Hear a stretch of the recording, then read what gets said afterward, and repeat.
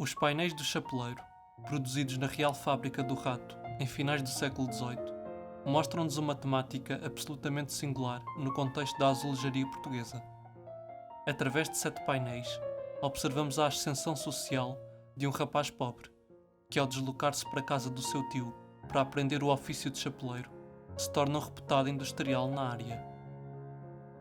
Este conjunto, proveniente da denominada Quinta do Chapeleiro em Loures, e hoje em exposição no Museu Nacional do Azulejo, pretendia contar a história do seu proprietário, António Joaquim Carneiro, que os encomendou. Nos primeiros 2 painéis é visível a personagem de António Joaquim no campo, no primeiro a pastar com ovelhas e o seu irmão ao colo, e no segundo a guardar uma manada de vacas, como apontam as legendas que emolduram as representações.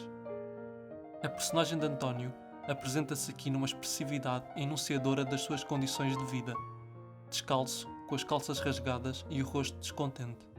No entanto, encontra-se já com um chapéu na cabeça, como que numa predestinação do que será o seu futuro. No terceiro painel, observamos a personagem de António num traje formal a ir para a casa do seu tio, seguindo as direções de um almocreve. É de destacar neste painel os pormenores da composição, como a representação da chapelaria através de uma porta aberta, no plano fundeiro da composição.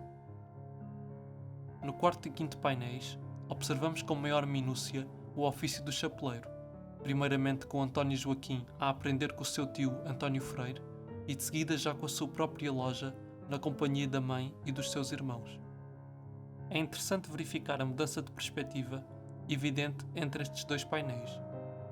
Enquanto no quarto vemos um plano intimista que pretende focar-se na clausura e atenção necessárias à aprendizagem do ofício, no quinto observamos um plano geral que pretende mostrar a dimensão do que António Joaquim conseguiu alcançar, não só a sua própria loja, mas também o apoio e sustento dos seus familiares.